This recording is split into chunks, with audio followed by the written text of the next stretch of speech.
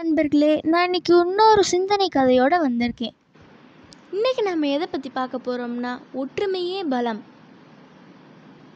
சரி வாங்க கதைக்குள்ளே போகலாம். ஒரு பெரியவருக்கு 4 பையன். 4 பேரும் எப்போ பார்த்தாலும் சண்டை போட்டுகிட்டே இருப்பாங்க. அதை பார்த்து அவர் ரொம்ப வருத்தமாக இருந்தார். ஒற்றுமையாக இருங்க அப்படின்னு சொல்லிட்டு எத்தனை தடவை சொல்லியும் அவங்க கேட்கல.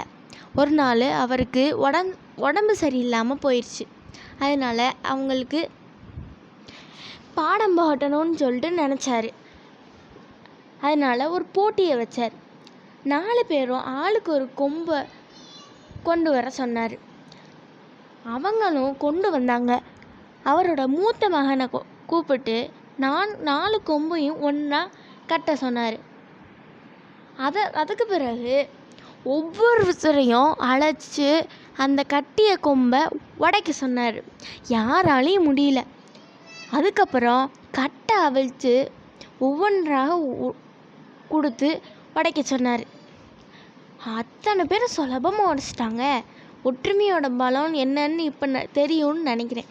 நீங்கள் 4 பேரும் 4 கொம்பை போல தான். ஆனால் ஒற்றுமையாக இருந்தால் யாராலையும் உங்களை அசைக்க முடியாதுன்னு சொல்லிட்டு சொன்னார். 4 பையனும் ஒற்றுமையோட பலம் புரிஞ்சுக்கிட்டாங்க. அன்னையிலேருந்து 4 பேரும் சண்டை போடாமல் ஒற்றுமையாக இருந்தாங்க. ஆம் நண்பர்களே, ஒற்றுமையாக இருங்கள், வாழ்வை கொண்டாடுங்கள். நன்றி. இதே மாதிரி இன்னொரு கதையோட நாளைக்கு உங்களை சந்திக்கிறேன்.